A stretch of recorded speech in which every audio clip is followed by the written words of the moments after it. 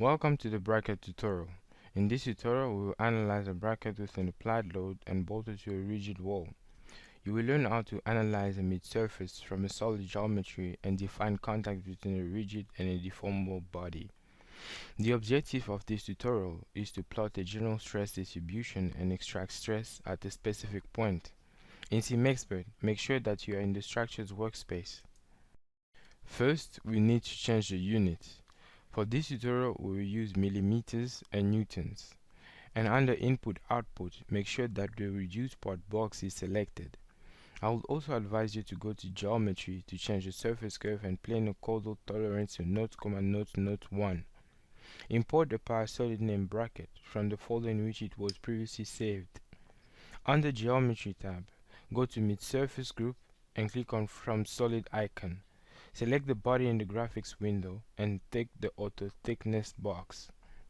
In the model browser, right-click on the bracket midsurf and select Shown Only. This is now the midsurface body extracted from the solid part. Under the Meshing tab, select Surface, select All Surfaces and enter an element size of 2 mm. Tick the curvature checkbox and under Caudal Deviation Ratio, change the value to 0.02.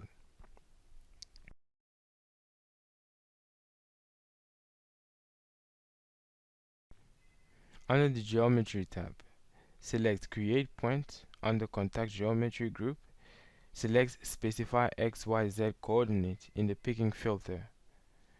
In the input window, enter a coordinate of 38, 1.5 and 0. Then click OK.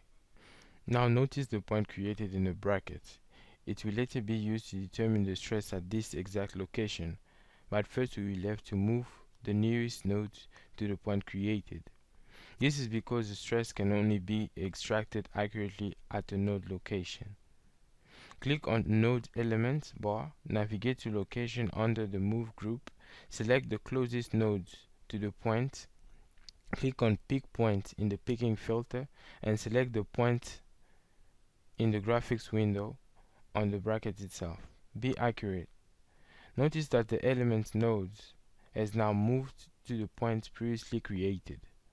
To create a fixed constraint, navigate to Load and Boundary Conditions tab and select Fixed under Constraints group.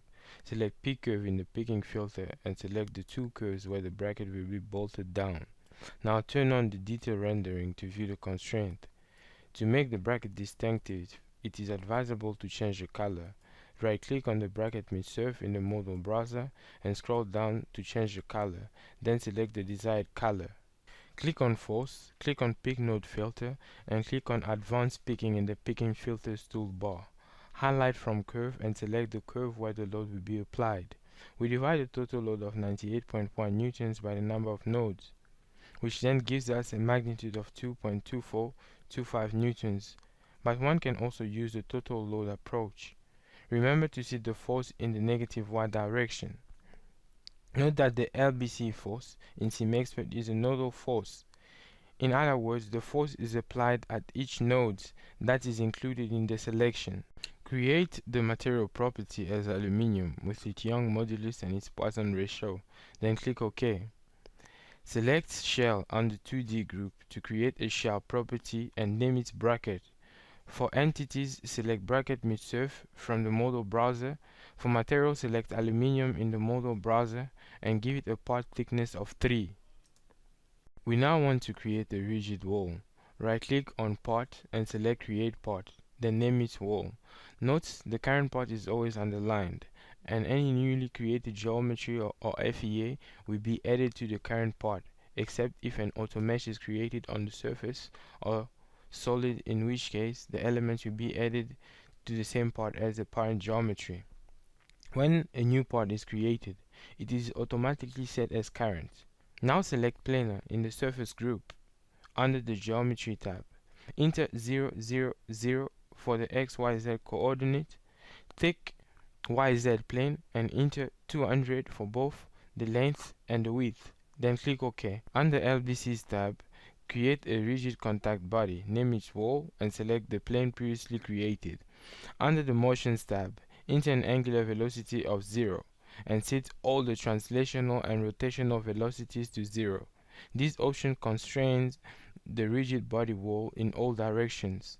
Right-click on the bracket midsurf and select Show Only, then zoom in. Select deformable bodies under Contacts group, name its bracket, select deformable surface type. Under Pick Entities, select bracket midsurf from the model browser. Under Body type, select both top and bottom faces, thickness included, as the shell contacts behavior. Click on Table and deactivate diagonals. Notice that the deformable bracket is touching the rigid wall.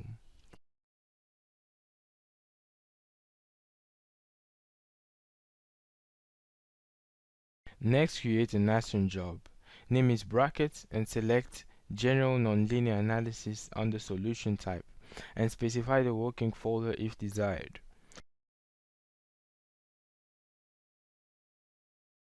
Right-click on LBC's container. Under Selected BC table, select the contact table we have created earlier. Go to the Load Case control and click on Properties. Highlight Iteration Control from Mechanical Analysis. Select Iteration under Stiffness Update Method, then click Apply. Now highlight Conversions Criteria for Mechanical Analysis. Still under Analysis Control, click both Displacements and Load Criteria and enter a tolerance value of 0.001 for each one of the tolerance entries. Click Apply, then Close. Run the simulations and check your FO6 file for errors. If none, attach the XDB file when it has finished solving. Under the Meshing tab, select Normals in the Edit group, select Show Normals, and select all the elements in the picking filter. One can hide all geometries to have a better view of the normals. Notice that the element's normals on the bottom surface are pointing downward. This simply means that the element's top surfaces are at the bottom of the bracket. We can hide all normals by redoing the previous step, but now selecting Hide Normals and pick all elements under Element text box.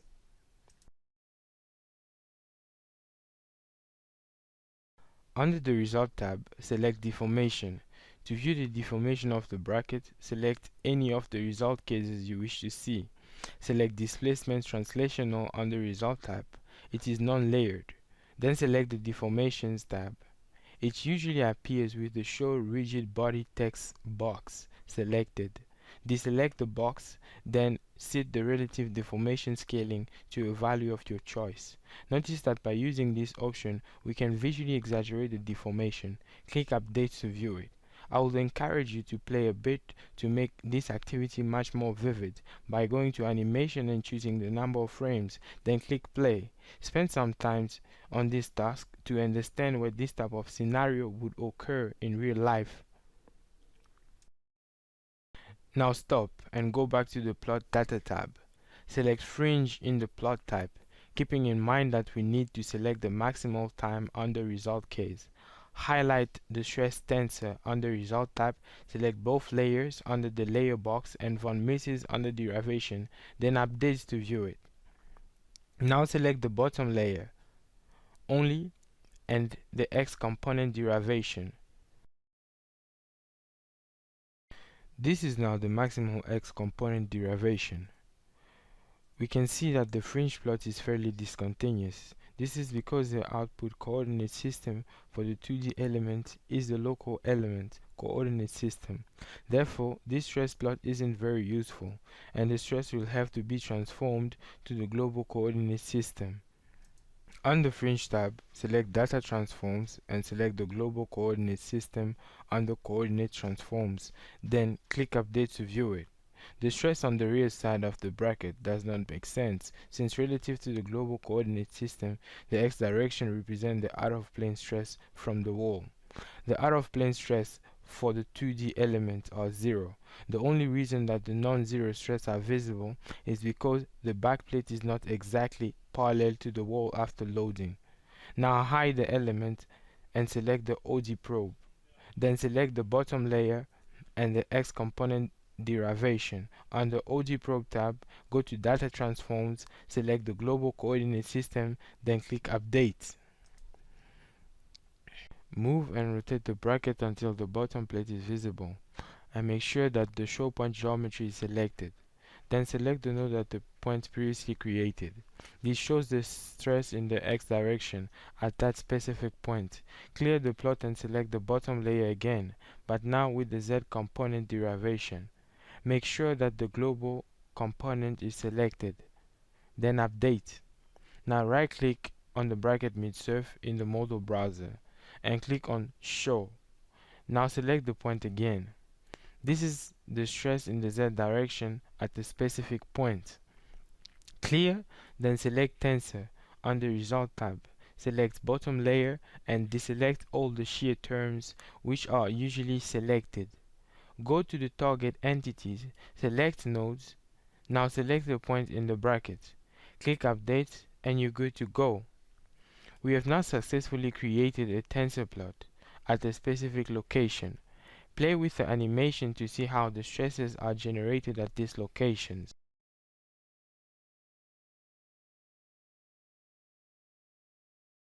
This concludes the brackets tutorial. This tutorial was brought to you by Tech, engineering technology for better business.